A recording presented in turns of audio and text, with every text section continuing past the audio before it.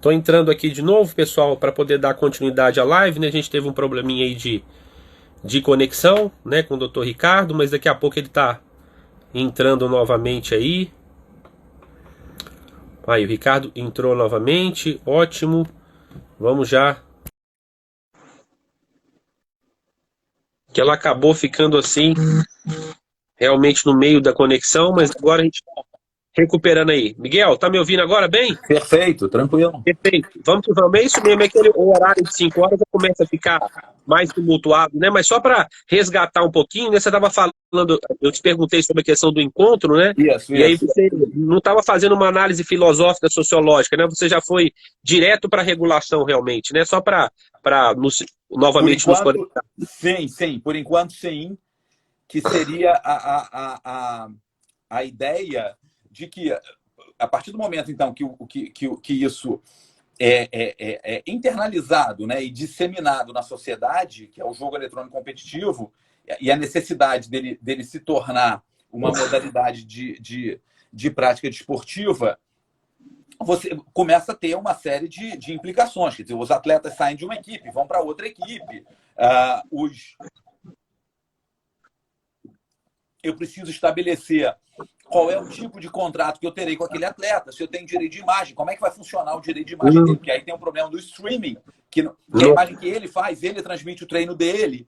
Enfim, tem mil questões jurídicas. Ao lado, inclusive, dessas questões jurídicas, você tem o problema quer dizer, das questões jurídico-trabalhistas, né, que é mais o objeto do meu livro, mas você tem ainda questões de propriedade intelectual, você tem todo um arcabouço jurídico a cercar essa situação. Então, é nesse momento que o direito começa a coexistir, portanto, com a modalidade esportiva eletrônica. Ele vai tentar pular tudo isso.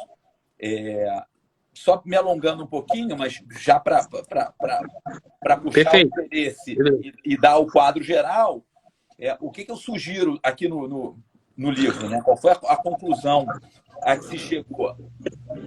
É que, na verdade, você tem um vácuo legislativo, mas é possível, ao se considerar uma modalidade de prática desportiva, é possível aplicar o ordenamento jurídico pré-existente, que no nosso caso seria a Lei Geral do Desporto, né, 9.615/98, a Lei Pelé, para regular essas transações. E como, curiosamente, o esportes ele é muito similar ali ao futebol, com isso, com essas questões de transação de atletas, etc. Então, a solução de toda essa questão seria aplicar o mesmo regramento que você tem na Lei Geral do Desporto do futebol, a Lei Pelé. Desculpa, a Lei Pelé do futebol ao atleta de esportes. E, consequentemente, aquele atleta, né, aquele cyberatleta que for vinculado a uma equipe, que disputar uma modalidade que é coletiva, por exemplo, no League of Legends são 5 jogando, claro que tem as reservas e tal, esse vai ser empregado. Trabalhando ele ou em sistema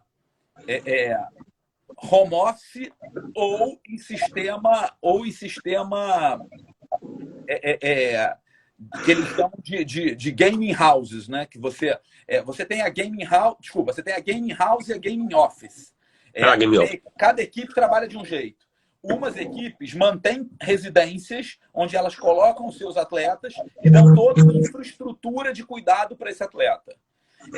Outras equipes mantêm cada atleta na sua casa e criam o horário deles irem para o gaming office, né, para o trabalho ali na lida comum de treinos e etc, e fazendo as outras coisas, e o resto ele mantém uma vida normal.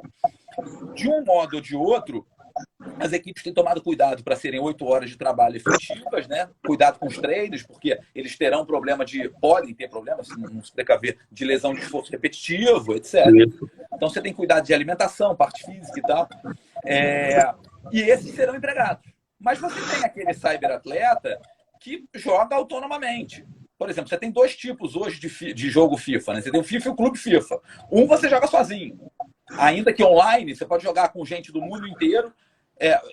O outro não, o outro você tem um time. Então você treina dentro daquela equipe, então começa a ter horário, aí você começa a ter os problemas tradicionais que nós dois conhecemos bem, e eu, os nossos queridos parceiros aí que estão nos ouvindo também, os problemas trabalhistas naturais. Então nós vamos descobrir se esse cyberatleta vai ser autônomo ou não. Ele pode ser autônomo pela Lei Pelé, e aí tem a regulação dele, e pode não ser. Podemos ter contrato de imagem? Podemos ter contrato de imagem paralelo ao contrato de trabalho? Pode ter. Então é igual, é a mesma dinâmica. Que legal, que legal.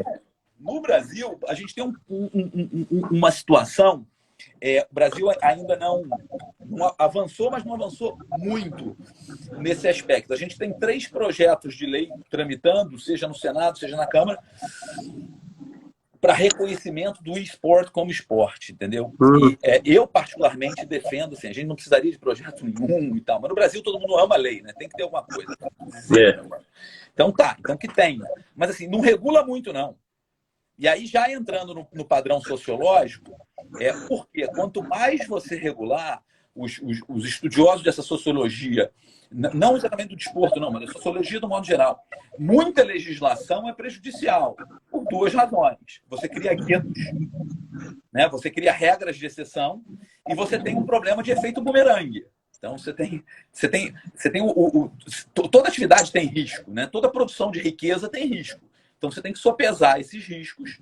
E quando a gente fala de efeito, que é um risco autofabricável, né? Ao mesmo tempo que você cria... É o vírus do computador, né? Fabricando problema. Então, e consequentemente, soluções. Então, você tem que administrar toda essa situação. É a mesma coisa. Tecnologia, automação, não pode gerar um desemprego? A gente não tem que... Então, tudo tem que ser dosado. O desporto eletrônico é a mesma coisa. Ele tem que caminhar bem, a sua legislação tem que caminhar bem. Então, quanto menos a gente legislar, melhor, e deixa aplicar a legislação geral do desporto pré-existente, com, obviamente, as adequações que precisam ser feitas para cada modalidade, cada peculiaridade da modalidade. Perfeito. Tom Miguel, você, enfim, como até na figura de juiz do trabalho, né? Você tem se deparado com discussões já sobre coexistência de vínculo ou não? Porque realmente é algo que para nós, digamos assim, soa um pouco estranho, né? Porque o próprio trabalhador, né? Vamos pensar aqui em alguns clubes, aqui em Minas Gerais, por exemplo, alguns clubes já têm algumas equipes de esporte, né? De esporte eletrônico, mas a gente vê assim, uma autonomia absoluta, né? Com relação ao teu próprio modo de treinamento, de prestação de serviço, uma inexistência total de controle de jornada. Quer dizer, essas questões já chegaram ao judiciário trabalhista, efetivamente? Já, eu nunca julguei nenhuma. Para mim, nada se apresentou ainda como magistrado, mas assim, eu tenho notícia, tanto de pesquisa como de amigos que advogam na área, de problemas que já surgiram nisso. Atleta pedindo vínculo, atleta discutindo a questão da jornada, enfim. Aí você tem um sem número de problemas. Acho que até por conta disso que as equipes, algumas preferiram não trabalhar com gaming houses, mas trabalhar com gaming offices. Bacana essa distinção, muito interessante essa distinção mesmo, né? E na verdade eu acho que a ideia realmente do esporte eletrônico, né? Enfim, o direito ele acaba regulando de acordo com a própria necessidade mesmo, né? E a partir do momento que isso começa a girar milhões e milhões de reais, eu acho que a preocupação começa a aumentar, né, Miguel? As coisas começam a ser vistas com outros olhos também, né? Porque o mundo dos jogos eletrônicos, eles movimentam milhões, né, de dólares, enfim. Então, por isso que às vezes a regulação ela acaba sendo necessária, apesar de saber e concordar realmente que quanto mais se regula, muitas vezes no direito de trabalho, inclusive, mais se desprotege, né? E realmente, mas eu acho que a questão econômica acaba sendo uma mola propulsora para essa regulamentação, né? Sim, sem dúvida. Assim, eu particularmente não sou favorável à legislação, mas eu sou favorável a você regulamentar o que é necessário, entendeu? Martinho até deu uma contribuição aqui comentando sobre o MMA, que há uns 10 anos atrás houve uma discussão no Ministério do Esporte que não teria tido necessidade da lei para regulamentar como esporte. Não, de fato não há, e também acho que não há para os esportes. Mas está sendo discutido isso, porque assim, o brasileiro ele quer ver a legislação, o vácuo legislativo. Assim, eu falo com a experiência aí sim da magistratura do trabalho. Porque quando isso bate na magistratura do trabalho, porque vai bater, o sujeito acha que tem vínculo ou não tem vínculo, Aquele que não tem aquela a expertise voltada para essa parte mais desportiva, ele vai buscar. Bom, vamos lá, a legislação fala alguma coisa, não fala? Não, isso. E vamos, assim, admitamos que a Lei Geral do Desporto ela tem os seus defeitos, claro, como qualquer legislação. Mas se você olhar ali a parte final lá, várias disposições da lei são obrigatórias para o futebol e são opcionais para outras modalidades para os esportivas. esportes.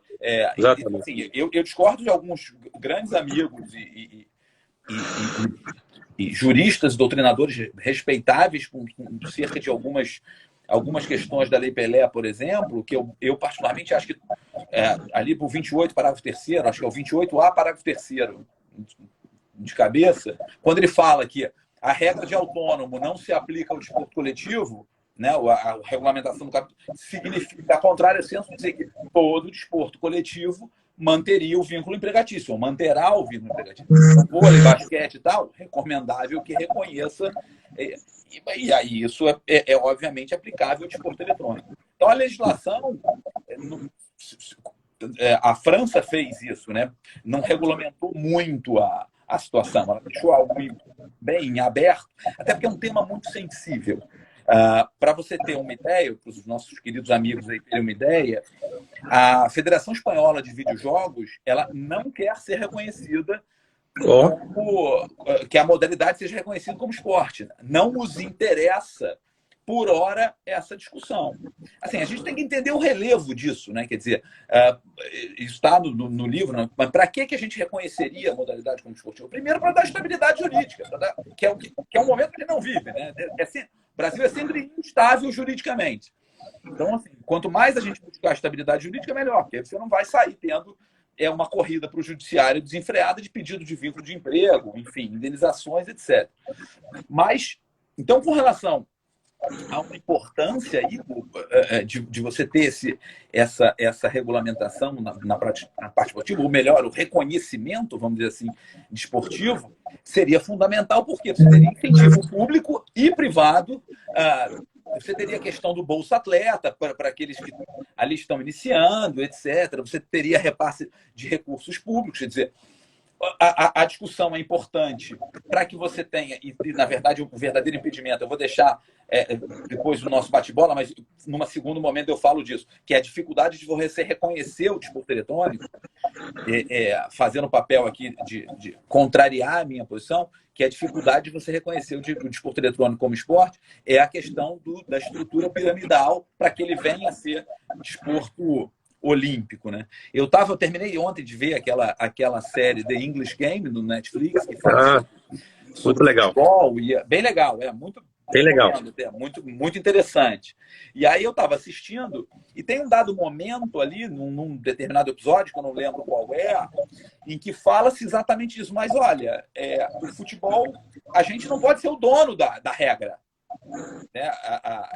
Porque eles momentaneamente ali eles monopolizavam a regra e esse é o ponto de dificuldade o primeiro ponto de dificuldade do desporto eletrônico. Por quê? Porque você tem o dono do jogo. No futebol a gente diz que a FIFA é a dona da bola, mas não é. Você tem o International Board, e aí outras pessoas podem falar muito melhor disso do que eu, não sou expert no assunto, aliás, não sou em nenhum.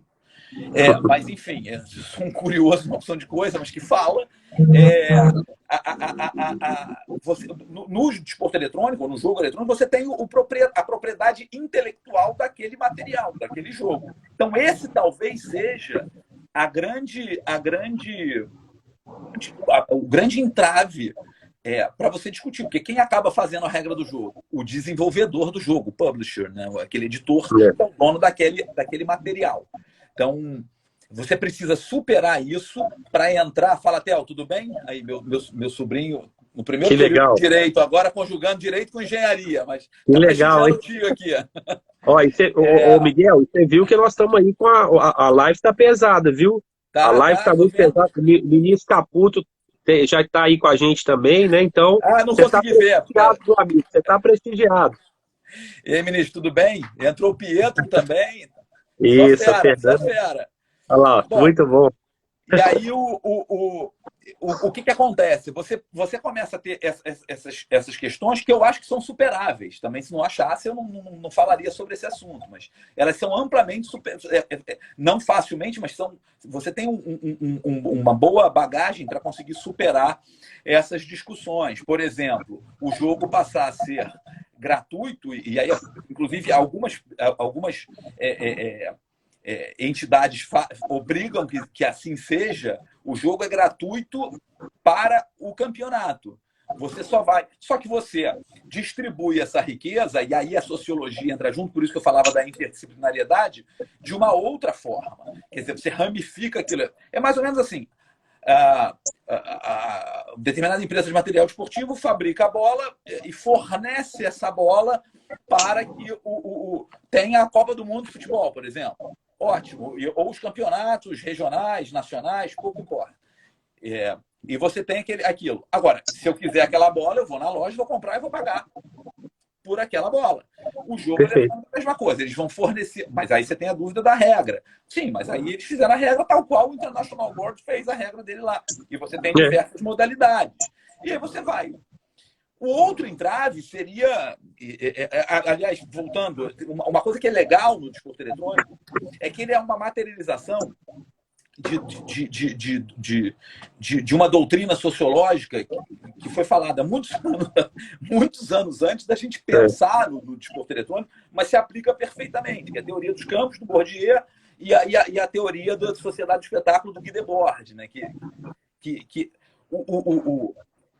Só porque você estava falando do dinheiro e do desporto eletrônico, em 2017, para você ter uma ideia, a bilheteria, né, de transmissão e tal, quer dizer, a audiência, vamos dizer assim, do desporto eletrônico, da final da Copa do Mundo, foi maior que a maior de Hollywood, que na época foi simplesmente Star Wars, entendeu? Isso é legal demais. Quem me deu, nosso querido Pietro, tá nos assistindo aí, numa palestra que a gente deu junto, ele comentou sobre esse assunto. Então, você vê a força que tem o desporto eletrônico, a capilaridade que porque assim é mais novo, é mais jovem, e acabou sendo mais robusto, quer dizer. Então, por isso que eu acho que o Covid-19 agora, esse nosso isolamento social, ele auxilia alucinadamente o desenvolvimento do desporto eletrônico. Exatamente. E curioso que, assim, então, você tem esse jogo de dinheiro, você tem isso, mas você tem o fã do desporto eletrônico, ele se veste com a camisa da equipe dele, igual a gente compra lá dos respectivos nossos times de coração. Alguns vão mais longe, se vestem com as fantasias dos personagens dos jogos. Então, é um volume de fixação e tal sensacional. Enfim, é super bacana. E foi abandonado o estereótipo que a gente tinha um preconceito, a meu sentir, que não positivo. A gente tinha aquilo lá, não, quem joga o jogo eletrônico não é saudável, não pega sol, se alimenta mal, está sempre ali no sofá da sala. Isso acabou, porque você não tem condição, você não tem estrutura física para segurar horas e horas de jogo ali, sob tensão, se não fizer exercício, se não se alimentar adequadamente, para ter uma velocidade de raciocínio, para ter que comer ômega 3. E aí começa aí começa. Você tem um universo. E aí o que é legal nisso tudo é o que vem em volta. Eu conversava outro dia com um profissional de educação física e tive a oportunidade até de conversar isso com o professor Ângelo Vargas, que conjuga direito, sociologia e a educação física. Que é curioso, já surgiu uma nova modalidade do chamado personal trainer voltado para isso. O professor de educação física, ele se especializa. Olha, você não tem aquele que é especializado no futebol? O do vôlei? Então, esse aqui, ó, vamos estudar a fisiologia do desporto eletrônico e nós vamos preparar esse atleta para o desporto eletrônico. Todo mundo que isso envolve, quer dizer, gera emprego, gera novas perspectivas, novos negócios. É fantástico. Eu virei fã desse negócio. Muito bem. Bom, claro, Então, Ricardo, Ricardo, tem um amigo também vendo, né, o Renê Salviano, né, que é lá do Cruzeiro Esporte Clube, né, que já foi Oi, Renê. muito longo. O Renê tá aí, ele, né, salvo engano, ele tem uma veia também, né, muito próxima em questões de marketing, de direito, de diretoria comercial lá do Cruzeiro Esporte Clube, né? Então, por isso que o Renê tá nos vendo aí, aprendendo aqui com, né, com o nosso convidado, o Ricardo Miguel, e mais uma vez agradecendo todos aí e lembrando, e se o Miguel puder mostrar aí, vai ter um sorteio de um livro, não é isso, Tá? Miguel? Tá prometido, né? Aí, ó, perfeito. Que é o livro que a gente está destacando aqui agora, né? O enquadramento jurídico É, do esporte eletrônico, não é isso? É sim, isso. basicamente o que a gente está falando tá ali um Muito bom. pouco mais denso, né? Miguel, deixa eu aproveitar aqui, né, a sua presença também Claro. e para a gente poder trabalhar um pouco também, assim, né, o Caputo aí dando, né, um oi pra gente aí também, Salve, Vinícius Vinícius. Caputo. É isso aí, você tá prestigiado, viu, amigo? Vou te contar. O Miguel, vamos pensar um pouquinho também, né, porque a gente, pra falar a verdade, o mundo tá muito chato porque não tá com futebol, né? Tá tudo muito chato. A gente tá doido para ver futebol. Enfim, eu conversei muito com o Maurício sobre isso. Queria sua opinião também, né? Você percebe que o futebol ele vai se transformar, e aí não estou falando de uma transformação brasileira, mas de uma transformação mundial, e juridicamente falando, inclusive, depois dessa crise, quer dizer, eu acho que todos os envolvidos perceberam que cada um tem uma grande responsabilidade no impacto de tudo que acontece no mundo do futebol. Qual que é a sua opinião sobre isso, Miguel? Bom, particularmente, eu acho o seguinte: eu queria ter uma visão, falei isso ontem até numa live aqui do pessoal da OAB, da Barra. Eu queria ter uma visão, e queria de verdade, mais otimista de que essa crise que a gente passa por esse momento, esse estado de exceção que a gente vive, que nós fôssemos extrair ensinamentos para o futuro, entendeu? E aí ensinamentos de tudo, de comportamento, de solidariedade, de desenvolvimento social propriamente dito, enfim, de higiene, do que se quiser pensar. Mas eu não, infelizmente, eu não acho que isso vá acontecer, entendeu? Eu acho que essa transformação ela não vai ocorrer. Talvez no mundo do esporte, notadamente o futebol, eu acho que talvez a gente tenha aí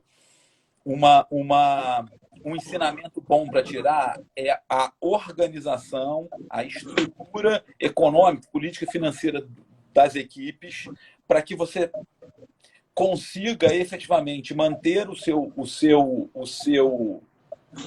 a sua folha em dia, quer dizer, a sua administração da sua equipe, seja ela empresa ou não, mantê-la em dia para que você... Porque, assim, o prevenido, ele sofre menos. A Verdade. verdade é essa, entendeu? É que nós, no Brasil, nunca sofremos nada similar. O povo é sofrido, sem dúvida. Mas a gente não passou, efetivamente, por uma guerra tal qual se passou na Europa. Então, assim... houve problemas aqui, como em qualquer lugar, mas essa questão mundial de saúde, eu acho que mexeu com todo mundo. E vem num momento que não se esperava e de uma forma muito rápida. E talvez o ensinamento que fique, quer dizer, se é que dá para a gente falar aí em termos de legado, porque o legado seria uma coisa melhor, né? Seria boa. Então... Mas, infelizmente, legado de tragédia é um negócio complicado. Mas a gente, das coisas ruins, a gente tem que extrair o que é bom. Isso. Eu acho que o que pode ficar aí é justamente isso. Vamos manter a conta em dia, os clubes manter um fair play financeiro, uma boa estrutura, para que não se sabe o dia de amanhã, mas para que, por exemplo, atletas não sofram o que estão sofrendo, para que as negociações entre clubes e atletas fossem mais fáceis, manter o diálogo de uma forma mais solidária. Então, talvez seja... esse eu acho que é o grande... é o que fica dessa lição do esporte. E para concluir essa tua excelente colocação, que é o principal, qual é o melhor veículo de se atingir as pessoas para mostrar isso? É o esporte.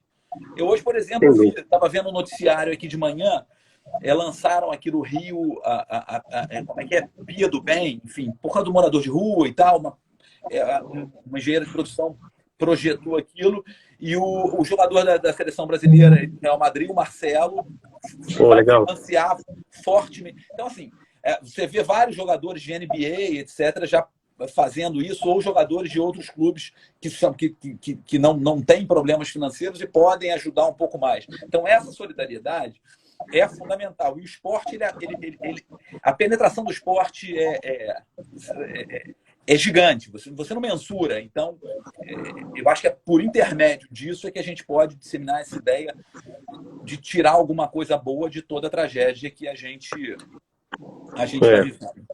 O outro Miguel, lado seria assim, eu acho que deixar os salários só. sim, sim. As coisas são muito ligadas.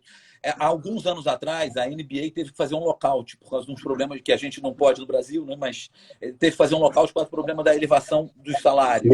E não conseguiram chegar a um bom termo. Eu acho que talvez esse aprendizado, tanto para atleta como para o clube, a gente deve extrair também. Olha só, vamos combinar o que na minha projeção eu vou poder pagar no seu contrato, entendeu? Exatamente. Eu sei que é difícil, mas isso é importante. E você vê, né, Miguel, algo que aconteceu, salvo o melhor juízo, inédito, né? O pessoal que está aí pode até ajudar também, né? Mas há 2 dias atrás a CBF, né, anunciou aí uma ajuda financeira, né, para os clubes da Série C e da Série D. Não, e principalmente isso é importante relevar, né? É importante relevar isso, né? Porque e principalmente no futebol feminino. Vitória da Luciana, que tem essa bandeira há um tempão, e vai fazer uma live contigo. Exatamente. Não, ela fez uma live e a Luciana é realmente sucesso, né? Ela realmente é muito bem preparada e a live dela foi uma live muito prestigiada também, né, Miguel? E Miguel, queria te perguntar aí nessa esteira também, o que você achou aí daqueles acordos de redução salarial dos clubes com os seus atletas, né?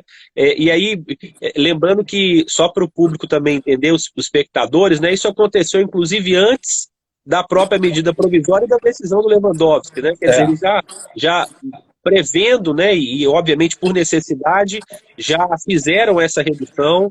Existe realmente um certo distanciamento com o sindicato também, né, Miguel? Então, eu queria que você comentasse um pouco isso, né, porque a gente fala tanto de protagonismo, o protagonismo somos todos nós, não é só o sindicato, o clube, o jogador, são todos os envolvidos, né? Claro. Bom, eu acho o seguinte,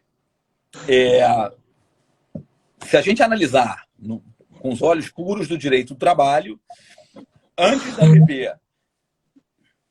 e antes das liminares que vieram, depois eu comento isso, redução salarial, ainda que atrelada com a redução de jornada, só poderia ser feita por negociação coletiva. Então, você fazer um corte unilateral, ou mesmo num acordo individual dos valores salariais dos atletas, pode suscitar, no futuro, uma busca do judiciário trabalhista e pode suscitar, consequentemente, um risco de uma condenação trabalhista, obviamente da diferença, juros, correção monetária, honorários advocatícios, e dependendo do que acontecer, dependendo se foi feito de forma brusca, se não foi, dependendo do dano que aquele atleta vier a sentir, mesmo com a situação que foi, em razão da possível violação constitucional, um pedido de indenização por dano moral. Esse seria o meu primeiro receio. Certo. Aí vieram as medidas provisórias. Em se tratando de estado de exceção, e o professor Paulo Feus, que é meu orientador do doutorado da PUC de São Paulo, lá em Direito Esportivo, a gente chegou a conversar um pouco sobre isso, eu tenho repetido isso. Eu acho o seguinte, em razão do artigo 1º da Constituição, do artigo 170 da Constituição, seguindo o que ele mesmo fala, o ministro Gilmar Mendes, numa entrevista, se não me engano, anteontem, para uma emissora de televisão, comentou alguma coisa nesse sentido, que em estado de guerra você abranda princípios constitucionais, a doutrina nesse sentido. Então, e nós vivemos aqui uma situação de guerra. Sem dúvida. Basicamente é isso.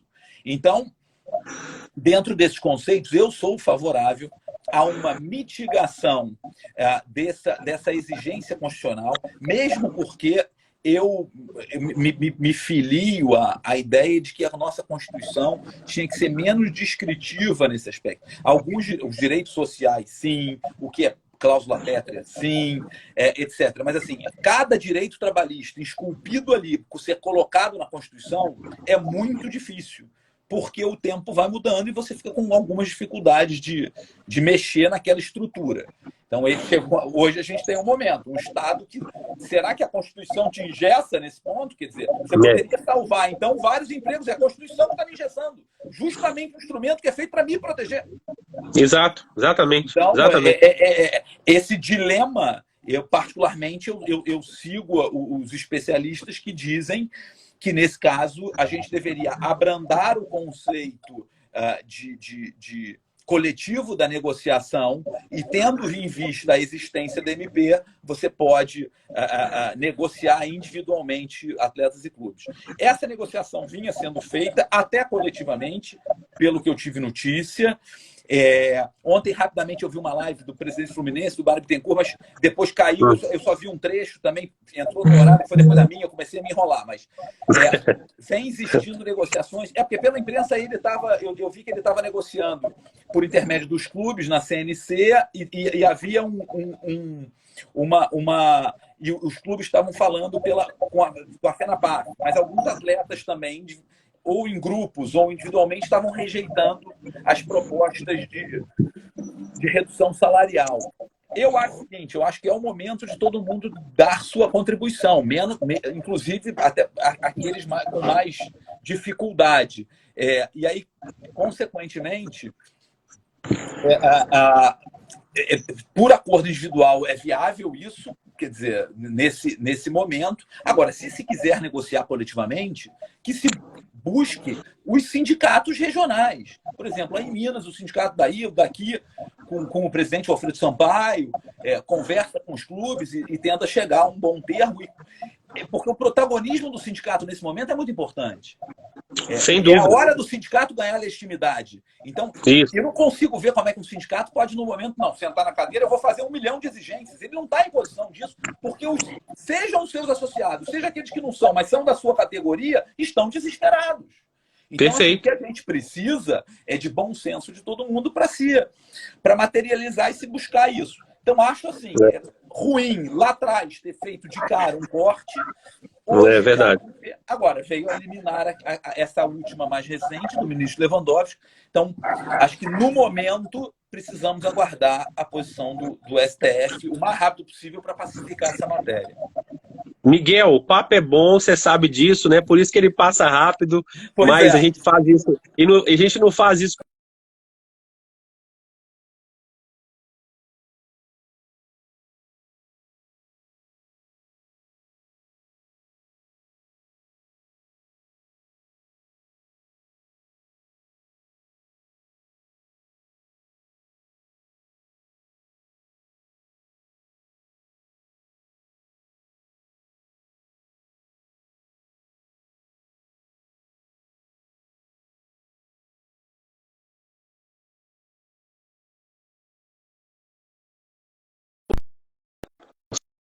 Aqui. Aí, ótimo. Voltou, tinha travado. Você ouviu minha pergunta do Clube Empresa? Não. Deixa eu só colocar uma coisa rápida. O ministro Caputo comentou aqui que foi pautado para dia 16 de abril. Isso. Infelizmente, não está tão longe, então já dá para a gente ter uma noção aí da ocorrência. Alguém perguntou se eu poderia mexer em direito de imagem. A princípio, se for imagem efetiva, etc., é um contrato de natureza civil. Então, eu particularmente acho que vigora os pedidos de teoria da imprevisão e etc., que a gente vai discutir isso, mas eu acho que pode mexer na imagem e isso não seria albergado pela questão da liminar. Perfeito. E aí, o último tópico, Miguel, para a gente poder discutir, né? Porque a live está quase chegando aqui a 1 hora de live, né? E é a respeito do Clube Empresa, né? É a solução, o Clube Empresa, nós vamos profissionalizar absolutamente tudo, enfim, né? Uma coisa é o projeto ser bom, outra coisa é estarmos preparados. Qual que é a sua opinião sobre o projeto do Clube Empresa? Pois é, os projetos estão evoluindo, a coisa está andando bem, eu gosto da ideia, eu acho importante. Agora, eu não acho que ela seja tábua de salvação para nada. Entendeu? Não adianta transformar no clube empresa e administrar sem um profissionalismo, entendeu? Então, assim, não vai resolver o problema se você não repensar toda uma estrutura. Então, a sua pergunta de agora está diretamente ligada, intrinsecamente ligada, com a discussão que a gente vinha tendo desse legado do próprio, se é que a gente pode chamar assim, repito, do Covid-19, do momento, né? É a mesma coisa. Eu preciso extrair o bom para mudar o meu modelo de administração. Se eu juntar essas duas coisas e passar a ter o clube empresa de verdade e funcionando, e isso rodando bem, eu acho fantástico, acho ótimo. Mas tem que administrar conforme uma empresa de verdade. Claro, tem dificuldade? Tem dificuldade. Claro que você tem paixão. Então ele nunca vai funcionar como uma empresa plena. Mas você tem que pensar em dar lucro, você tem que pensar, olha, eu não posso gastar mais do que eu tenho. Então, então essas coisas é que eu acho que tem que mudar. Agora as pessoas elas confundem muito, né, Miguel, essa questão do clube empresa com a profissionalização da gestão, né? Quer dizer, uma coisa não é excludente da outra. Fica parecendo que as associações não podem usar de gestão profissional, né? Quer dizer, as associações podem ser também geridas por pessoas profissionais, por exemplo, enfim. Exatamente, né? Ô Miguel, como é que tá o futebol do Rio de Janeiro aí também, né? Minas aqui, a gente tem, né, o Cruzeiro sofrendo aí por questões de gestão, né? E aí no Rio é uma situação muito interessante, né? Porque você tem o Flamengo, né, digamos assim, numa escalada maior e os demais clubes sofrendo muito, né, com questões ligadas à gestão, enfim, né? Como é que você vê aí no Rio de Janeiro essas questões dos clubes cariocas, né? Bom, nesse aspecto eu sou um pouco suspeito até para falar, porque o presidente do Botafogo, além de meu amigo há 30 anos, é meu perito. Então, acho que o Botafogo está extremamente bem servido de presidente. É uma pessoa que tem absoluta noção de administrar a situação, super bem formada, um conhecedor, mas tem as suas dificuldades naturais do futebol. Quer dizer, ele compete, por exemplo... Bom, deixa eu só falar de cada clube para... Fluminense, citei o presidente hoje, o Mário, mesma coisa, uma pessoa que conhece profundamente o futebol, não só do seu clube, como todos os outros. Quer dizer, ali, toda uma bela carreira construída ali dentro. Verdade. Vasco, a mesma coisa. O presidente, o Campelo. Para falar dos grandes, quer dizer, tem. Obviamente, acho que o futebol carioca vai bem, e você vê isso acompanhando o próprio campeonato carioca. Assim, você vê que todos os times menores também vinham ali muito, muito bem na disputa, etc. Só que qual o problema? O Flamengo eu não estou comentando, porque o Flamengo, a própria imprensa já diz que com um choque de gestão administrou profissionalmente isso, então não é só mais uma questão da administração, quer dizer, o resultado veio, né? Quer dizer, e aí ele teve a possibilidade de formar um time muito bom e azeitar, enfim, o seu jogo e obviamente esse resultado está no campo vamos dizer assim. Mas o que acontece com o futebol carioca é o mesmo que acontece no futebol do Brasil inteiro. Essa dificuldade de você gerir paixão junto com a carência do dinheiro. Então, eu acho que teria que surfar a onda aí da discussão do clube empresa e tentar, olha, vamos equacionar aqui, vamos rediscutir essa matéria, vamos ver como é que a gente vai fazer, como é que a gente vai... Não é começar de novo, mas assim, como é que a gente vai equilibrar a disputa. Nosso querido e saudoso, Maurício citou ele aqui, Álvaro Melo Filho, o professor Álvaro falava uma coisa sensacional. Pode ser clube empresa, pode ser o que for, mas assim, o Atlético não vive sem o Cruzeiro, o Flamengo não vai viver sem o Vasco, Fluminense, etc. Exatamente, exatamente. Lá no Gauchão, o Grêmio não vai viver sem o Inter, então assim... Todos estão no mesmo barco. Está todo mundo no mesmo barco. E aí, como eu bem citei aqui, a série aqui do Netflix, o The English Game, se você for olhar, era o mesmo problema. Então, os nobres mantêm a regra e eles jogam sozinhos e começa a não ter competição. Eu já ganhei 5 vezes, mas eu ganhei porque eu era melhor? Não, eu ganhei porque eu não tinha adversário. Então, não Verdade, funciona. Miguel. Então é para isso que a Verdade. gente tem que evoluir, entendeu? Então acho que o futebol carioca Bacana. sofre dos mesmos problemas, mas está melhorando, está caminhando bem. Eu acho que está. Cara, assim, tirando essa questão do Flamengo, acho que vinha sendo bem disputado o Carioca. Eu tava adorando ver o campeonato, infelizmente parou. Bacana demais. Miguel, meu irmão, obrigado, viu, mais uma Obrigado vez, você, né? pô. Eu te agradeço demais pela generosidade aí de nos atender lá aqui do Foot Class. E vou te convidar, amanhã nós vamos ter 2 lives muito especiais, né? Às 11 horas da manhã nós vamos entrevistar Eu vi. o vice-presidente do Atlético Mineiro, né? Dr. Lázaro, e às 18 horas nós vamos ter também a participação do Paulo Brax, né? Que é um grande Fantástico, estudioso também, Paulo é e um grande sujeito figura. espetacular. Então vou te convidar e lembrando, Maior o prazer. livro do Dr. Miguel vai estar aí também, né? Depois nós vamos fazer um sorteio para recebimento das pessoas que nos seguem aí. Miguel, obrigado mais uma vez, viu, meu irmão? Fica com Valeu, Deus aí, Davidson. conte comigo também. Obrigado. A gente se encontra Valeu, aí. Obrigado. Valeu um por tudo. abraço, gente. Foi uma Valeu. honra. Pessoal, Tchau. obrigado pela audiência aí. Um abraço. Tchau, tchau. Valeu demais. Tchau, tchau. Obrigado a todos. Tchau, tchau.